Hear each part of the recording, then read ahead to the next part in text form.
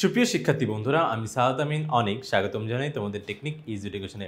চলে আসলাম তোমাদের সামনে আরও একটি সৃজনশীল কোশ্চেনের সমাধান নিয়ে, যেখানে প্রথমে উদ্দীপকে আমি লক্ষ্য করতে পারছি যেটা বলা হয়েছে যে দুইটা ছক্কা একত্রে একবার নিক্ষেপ করা হলো। তার মানে ধরো যে তুমি এবং তোমার বন্ধু আছো, ঠিক আছে, দুজনেই তোমার একই সাথে দুইটা ছক্কা নিক্ষেপ করলাম। তো সেক্ষেত্রে তো কী কী ফলাফল আসতে পারে সেটা নিয়ে আমরা হয়তো এই যে তোমার হচ্ছে এখানকার কোশ্চেনগুলোতে আলোচনা করবো। তো ব্যাপারটা কিন্তু এটাই হয়েছে। ওকে, এরপরে যেটা বলছে যে এবং 61 থেকে, মানে দুইটা কিন্তু আলাদা ঘটনা, ছক্কারটা আলাদা, এটা আবার আলাদা। এখানে বলছে 61 থেকে 90 ক্রমিক নম্বরযুক্ত টিকিট থেকে একটি টিকিট দৈবভাবে দেওয়া হলো। ঠিক আছে, তার মানে কি দৈবভাবে নেওয়া হলো মানে কি, যে না দেখে র্যান্ডমলি, মানে তুমি দেখে শুনে মানে বুঝে শুনে তুমি হচ্ছে বেছে নিচ্ছ না, তুমি না দেখে তুলতেছো। ঠিক আছে, তার মানে এখানে সিরিয়ালি 61 থেকে 90 ক্রমিক সংখ্যা পর্যন্ত কতগুলো টিকিট আছে, তো সেখান থেকে তুমি না দেখে একটা টিকিট বাছাই করে নিচ্ছ তোমার জন্য। ওকে, আশা করি উদ্দীপকটা আমরা বুঝতে পেরেছি। এখন আমরা দেখব আমাদের ক নম্বর কোশ্চেনে যেটা বলা হয়েছে, যে বলছে দুইটা মুদ্রা একত্রে একবার নিক্ষেপ করলে উভয় মুদ্রায় এইচ আসার সম্ভাবনা নির্ণয় করো। তার মানে ধরো তুমি তোমার দুই হাতে ধরো দুইটা কয়েন নিছো, ঠিক আছে, তো ওটা ডান হাতে একটা বাম হাতে একটা। তো ধরো তুমি তোমার বাঁ হাতের কয়েনটা একবার তুমি হচ্ছে ধরো টস করছো, আবার ডান হাতেরটাও টস করছো। তো সেই ক্ষেত্রে দুইটা কিন্তু আলাদা আলাদাভাবে করছো। তো সেই ক্ষেত্রে এমন হতে পারে যে ভাইয়া, যে তোমার হচ্ছে বাম হাতের যে কয়েনটা আছে সেখানেও তোমার হেড আসছে, আবার কি ডান হাতের কয়েনটা টস করার পরও হেড আসছে। ঠিক আছে, তার এটাই আসলে জানতে চেয়েছে যে এইভাবে তোমার হচ্ছে উভয় মুদ্রায় হেড আসার সম্ভাবনাটা আসলে কত। ঠিক আছে, তাহলে আমরা হচ্ছে প্রথমেই সলিউশন একটু দেখবো, সেটা হচ্ছে একটা নমুনা ক্ষেত্র তৈরি করতে হবে। ঠিক আছে, নমুনা ক্ষেত্রটা যদিও আমাদের ক নম্বরের জন্য আসলে নমুনা ক্ষেত্র তৈরি করাটা আসলে খুব বেশি জরুরি না। হ্যাঁ, এখান থেকে তুমি একবারেই, আমরা জানি যে যারা আমরা নমুনা ক্ষেত্র বা এর আগে যখন অঙ্কটঙ্ক করে আসছি আমাদের কাছে কিন্তু এগুলো একদম পানি ভাত, আমরা একবারেই বের করে ফেলতে পারি। বা ধরো যারা হচ্ছে ইনিশিয়ালি আমরা করতেছি তারা একটু দেখবো, সেটা হচ্ছে কি, ধরো প্রথম মুদ্রাটা, হ্যাঁ, নমুনা ক্ষেত্রের জন্য তাহলে লাগবে প্রথম মুদ্রা। প্রথম মুদ্রাটা কত হবে বলো তো? এই যে দেখো, এই ধরো আমাদের প্রথম মুদ্রায় আসতে পারে হচ্ছে হেড আসতে পারে, আবার কি হতে পারে বলো তো, টেল আসতে পারে। হেডও আসতে পারে আবার টেলও আসতে পারে। এটা হলো আমার হচ্ছে ডান হাতের প্রথম মুদ্রাটা। এবার দ্বিতীয় মুদ্রা যেটা আমার বাঁ হাতে ছিল, তো সেখানে আবার কি হতে পারে, সেখানে এমন হতে পারে যে এখান থেকে আমাদের শাখা প্রশাখা তৈরি হবে। ওকে, এমন হতে পারে যে দ্বিতীয় মুদ্রার ক্ষেত্রে, এটা কিন্তু দ্বিতীয়, ওকে দ্বিতীয়, বুঝো, দ্বিতীয় মুদ্রার ক্ষেত্রেও তোমার হচ্ছে হেড পড়ছে, হতে পারে যে প্রথম মুদ্রা হেড পড়ছে বলে দ্বিতীয় মুদ্রা হেড হবে না, এমন কিন্তু না, দ্বিতীয়তেও হতে পারে। আবার প্রথমে হেড পড়ছে বলে বড় হেড পড়তে হবে এমনও না, পরেরটা টেলও পড়তে পারে। তাহলে সেই ক্ষেত্রে আবার এখানে যে প্রথমটা আসছে হেড টেল, কিন্তু দ্বিতীয়টা আসছে হচ্ছে কি বলতো, তোমার হেড। তারপর আবার এমন হতে পারে যে প্রথমটা আসছে হচ্ছে তোমার টেল, আবার দ্বিতীয়টাও কত বলতো, টেল। তাহলে দেখো এইভাবে তোমার হচ্ছে আমরা এই তোমার প্রবাবিলিটি ট্রি এর মাধ্যমে কিন্তু নমুনা ক্ষেত্র তৈরি করতে পারি। নমুনা ক্ষেত্র মানে হচ্ছে কি, যে আসলে যতগুলা তোমার হচ্ছে সম্ভাবনা হতে পারে আর কি, ঠিক আছে, যতগুলা ঘটনা ঘটতে পারে সবগুলা হচ্ছে আমরা এখানে পেয়ে যাব। ওকে, তাহলে আমরা নমুনা ক্ষেত্র দেখব। নমুনা ক্ষেত্র হচ্ছে কিভাবে তৈরি হবে বলতো? দেখো হেড, তাই তো, এই যে কি কি ঘটনা ঘটতে পারে দুইটা মুদ্রা নিক্ষেপ করলে, প্রথম যে ঘটনাটা ঘটতে পারে সেটা হচ্ছে দেখো দুইটাই হেড আসছে, তারপর একটা হেড একটা টেল, বা টেল হেড, যে প্রথমে টেল তারপরে হেড, তারপর টেল দুইটাই টেল। ঠিক আছে, তাই দেখো আমরা কিন্তু সবগুলাই এগুলো এই নমুনা ক্ষেত্রের প্রত্যেকটা তোমার ঘটনাকে বলা হচ্ছে নমুনা বিন্দু দ্বারা আমরা প্রত্যেকটা ঘটনাকে মিন করি।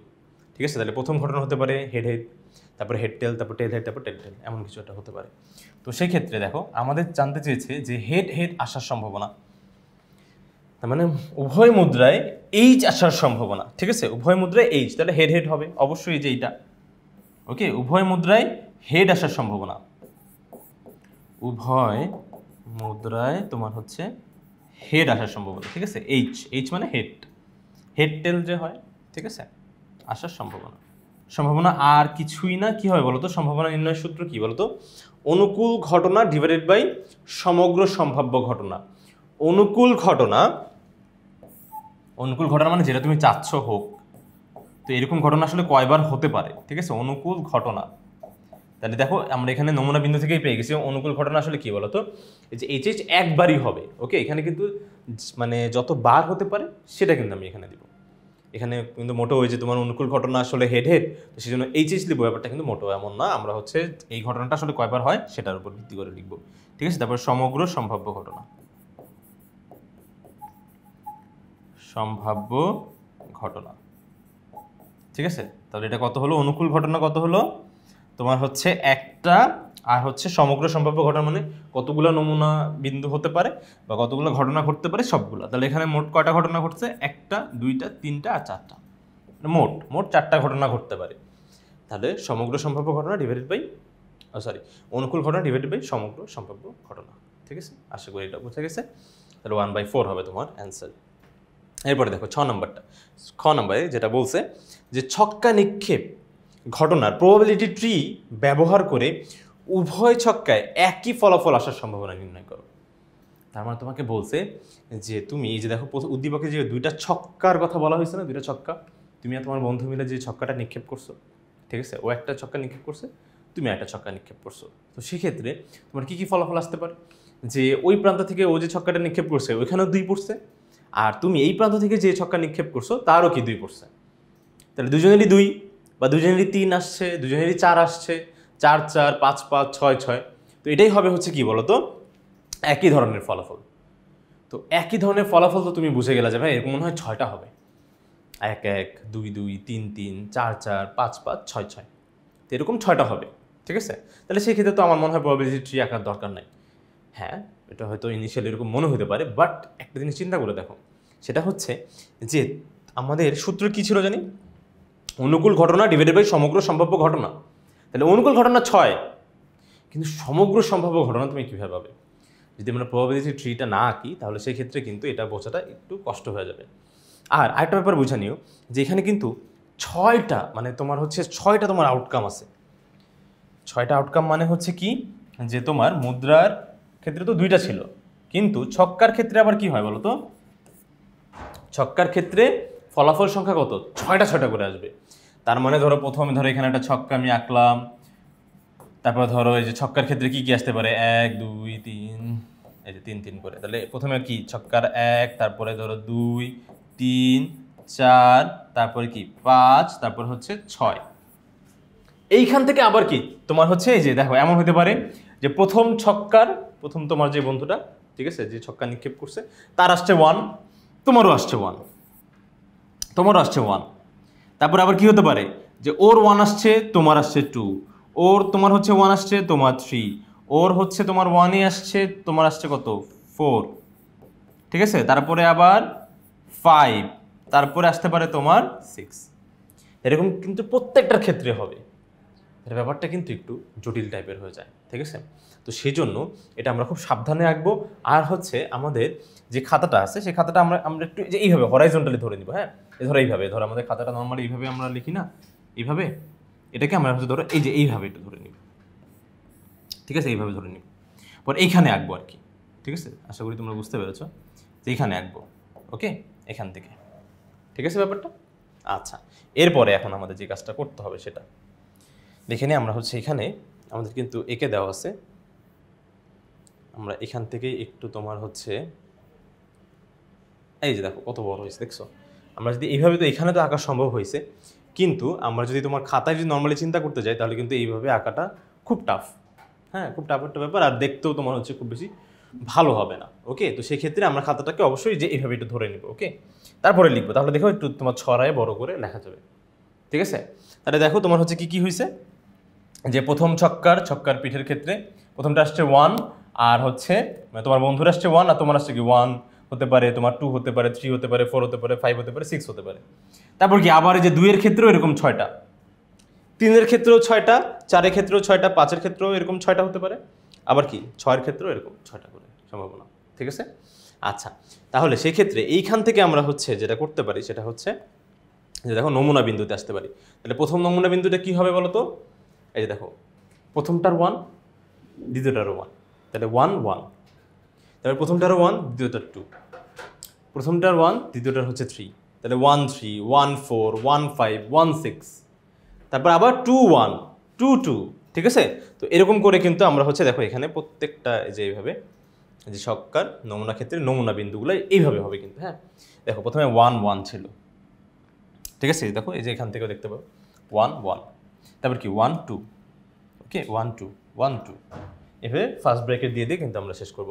তো সেক্ষেত্রে আমরা এখানে আশা করি এটা আমরা বুঝতে পেরেছি। এখন আমাদের যে কাজটা করা লাগবে সেটা হচ্ছে এখানে দেখা লাগবে যে তোমার এই যে একই ধরনের কয়টা আছে, একটা, এই যে দেখো দুইটা একই ফলাফল, তারপর কি তিনটা, তারপরে হচ্ছে চারটা, তারপরে পাঁচটা, এটা আমরা আগে থেকে জানতাম, ছয়টা। আর মোট মোট ফলাফল কয়টা হবে বলো তো? এই যে টোটাল নাম্বার কত হয় বলো তো? 36টা। মোট নমুনা বিন্দু, দেখো প্রত্যেকটা ঘটনাই হচ্ছে কি নমুনা বিন্দু। ওকে, তাহলে নমুনা ক্ষেত্রের প্রত্যেকটা ঘটনাই হচ্ছে নমুনা বিন্দু। তাহলে সেক্ষেত্রে এটা কত হচ্ছে বলো তো? মোট নমুনা বিন্দু হবে 36টি। আর উভয় ছক্কায় একই ফলাফল আসার সম্ভাবনা হচ্ছে কত? মানে নমুনা বিন্দুর ক্ষেত্রে নমুনা বিন্দুটা কত আসছে? 6টা আসছে। এরকম নমুনা বিন্দু কয়টা? 6টা। তাহলে সেক্ষেত্রে আমরা সূত্র জানি যে অনুকূল ঘটনা ডিভাইডেড বাই সমগ্র সম্ভাব্য ঘটনা। অনুকূল ঘটনা, অনুকূল মানে যেটা তুমি চাচ্ছ, তুমি আসলে চাচ্ছিলে কি বলো তো? একই ফলাফল আসুক। তো একই ফলাফল মানে হচ্ছে কত? তোমার হচ্ছে 1 2 3 4 5 6, একই ফলাফল 6টা আসতে পারে। আর সমগ্র সম্ভাব্য ফলাফল কত? 36। তাহলে মোট কত হচ্ছে? 36। তাহলে 6/36, তাই তো? অনুকূল ঘটনা ডিভাইডেড বাই সমগ্র সম্ভাব্য ঘটনা যদি আমরা করি তাহলে সেই ক্ষেত্রে 6/36 হয়। এটা কাটাকাটি করলে কত হয়? 6 দিয়ে কাটাকাটি করলে 1/6। উত্তর কিন্তু চলে আসছে। ঠিক আছে, আশা করি এটা তোমরা বুঝতে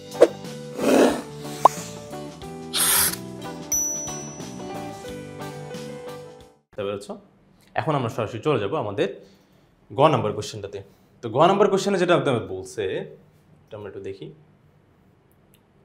হ্যাঁ, বলছে টিকিটের নম্বরটি মৌলিক হওয়ার সম্ভাবনা এবং 3-এর গুণিতক হওয়ার সম্ভাবনার সমষ্টি নির্ণয় করো। তার মানে হচ্ছে কি মৌলিক হওয়ার সম্ভাবনা, তার মানে আগে তোমার মৌলিক সংখ্যাগুলো বের করতে হবে। তারপরে হচ্ছে কি 3-এর গুণিতক এবং 3-এর গুণিতক হওয়ার সম্ভাবনার সমষ্টি, মানে দুটো আলাদা আলাদা তোমার হচ্ছে বের করতে হবে, তারপর দুইটাকে যোগ করতে হবে ব্যাপারটা। এখন কথা হচ্ছে মৌলিক সংখ্যা। এই যে দেখো 61 থেকে 90, এখানে কিন্তু আবার একটা কথা আছে যে কেউ কিন্তু আবার এখানে ভেবে না যে ভাই 29টা নাম্বার আছে, এখানে 29টা নাম্বার আছে, না, এটা ভাবলেই ভুল হয়ে যাবে। কারণ ওই যে 61 নাম্বারটা আছে এটা কিন্তু তোমাকে সহ গুনতে হবে। 61 থেকে পুরোপুরি গুণো, তাহলে দেখো এখানে তুমি 61 থেকে 90 পর্যন্ত তুমি 30টা নাম্বার পাবা। 61 থেকে গুণো, 90 পর্যন্ত গুনবে, কারণ তোমার 61 নাম্বারও তুমি তুলতে পারো, আবার কি 90 নাম্বারও তুমি তুলতে পারো। ঠিক আছে, তাহলে 61 নাম্বারটাও তুমি কিন্তু কাউন্ট করেই তারপর তোমাকে বলতে হবে। তাহলে 61, তারপরে হচ্ছে কত বলতো 62, 63, এভাবে গুনতে থাকো 90 পর্যন্ত গুনবে, একদম 90ও গুনবা। গুলো দেখো 30টা সংখ্যা হবে কিন্তু। ঠিক আছে, তো কখনো কিন্তু ভুলও এটা ভাববে না এখানে 29টা সংখ্যা আছে। ঠিক আছে, আশা করি এটা ক্লিয়ার। এখন যে কাজটা সেটা হচ্ছে আমাকে আগে মৌলিক সংখ্যাগুলো আগে বের করতে হবে, কয়টা মৌলিক হতে পারে, আবার কি 3-এর গুণিতক। ভাইয়া একটা কথা মনে রেখো, এই যে দেখো মৌলিক সংখ্যা হচ্ছে যে সকল সংখ্যাকে, দেখো মৌলিক সংখ্যা, ওকে বুঝো, মৌলিক সংখ্যা হচ্ছে যে সকল সংখ্যাকে এক অথবা ওই সংখ্যা নিজে ব্যতীত আর কোনো সংখ্যা দ্বারা ভাগ করা যায় না।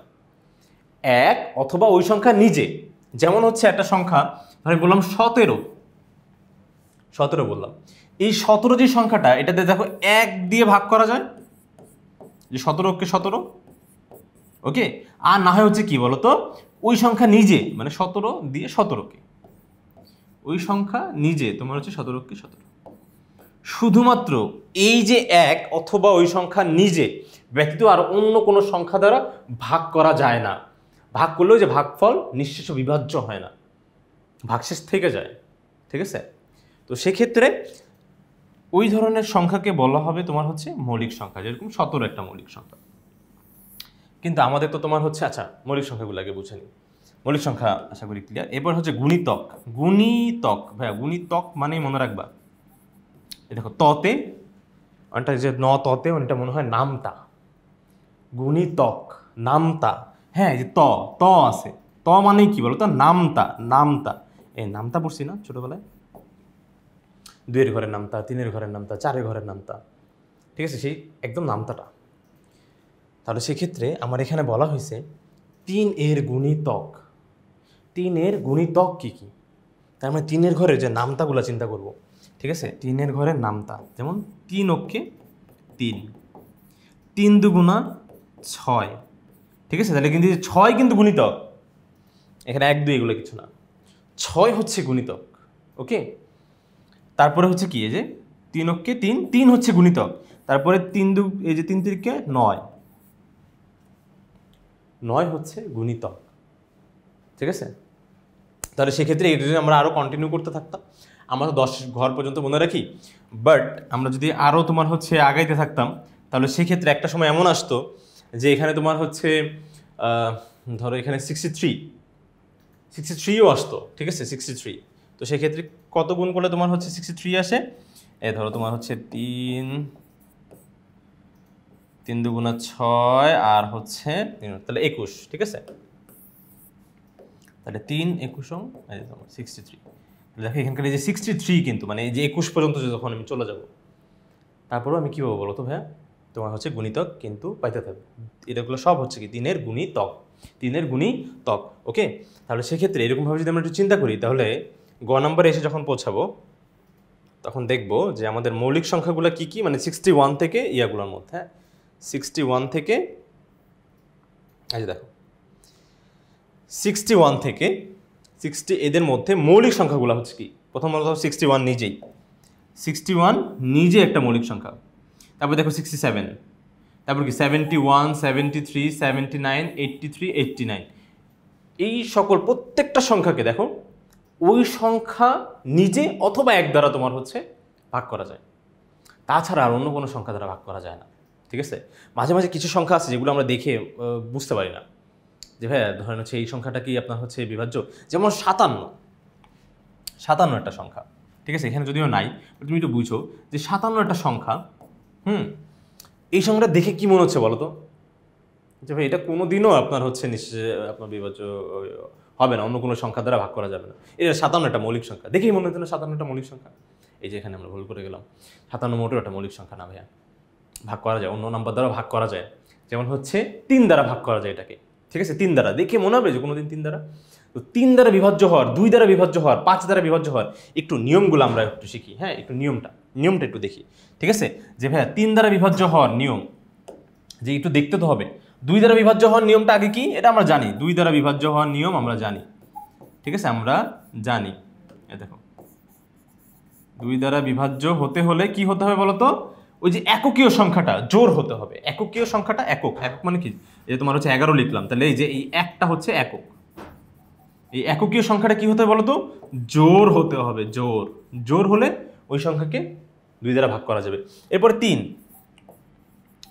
দ্বারা বিভাজ্য, ঠিক আছে, 3 দ্বারা বিভাজ্য, বুঝছো কিন্তু 3 দ্বারা বিভাজ্য, 3 দ্বারা বিভাজ্য কিভাবে বুঝবো, যদি অঙ্কদ্বয়ের যোগফল, যেমন হচ্ছে দেখো এই যে 57 লিখছেন ভাই আপনি, অঙ্ক মানে কি, এই যে দেখো পুরোটা 57 একটা সংখ্যা, 57 একটা সংখ্যা, কিন্তু এই যে এখানকার 7 একটা অঙ্ক, ঠিক আছে, 5ও এখানে একটা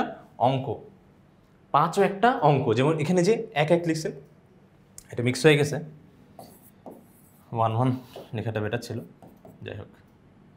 তাহলে যে এটা হচ্ছে তোমার এই যে এককীয় স্থান, এটা হচ্ছে জোর হতে হবে, তার মানে 11 হচ্ছে বিভাজ্য না আর কি 2 দ্বারা, ঠিক আছে। তার মানে এখানে 2 অবশ্যই হতে হবে, যে 2 হচ্ছে তোমার জোর, এটা 2 দ্বারা বিভাজ্য হবে, ঠিক আছে। তাহলে হচ্ছে অঙ্কদের যোগফল মানে কি, যে এই 5 আর 7 যোগ করলে কত হয়, 7 5 12, 7 5 12 অঙ্কদ্বয়ের যোগফল 7 5 12, এই অঙ্কদ্বয়ের যোগফল যদি 3 দ্বারা বিভাজ্য হয় না, তাহলে পুরো সংখ্যাটাই 3 দ্বারা বিভাজ্য হবে। অঙ্কদ্বয়ের যোগফল 3 দ্বারা বিভাজ্য, এই যে দেখো 12 কি 3 দ্বারা বিভাজ্য, অবশ্যই 3 4 12 যেহেতু 3 দ্বারা বিভাজ্য, পুরো 57 সংখ্যাটাই 3 দ্বারা বিভাজ্য। কিভাবে দেখবো, এই যে দেখো তোমার হচ্ছে 3 ভাগ হচ্ছে 57, তাহলে কত, 3 অক্ষে 3 আর নিচে যে 2 আর এই যে 7, তাহলে কি হয় বলো তো, 3 9 27 শেষ, 3 9 27 শেষ, ঠিক আছে। এই যে 19 দিয়ে কিন্তু ভাগ করা যাবে, 3 দিয়ে কিন্তু ভাগ করা যাবে 57কে, তাহলে 57 কিন্তু দেখতে এরকম হলো, মোটেও কিন্তু এটা মৌলিক সংখ্যা না।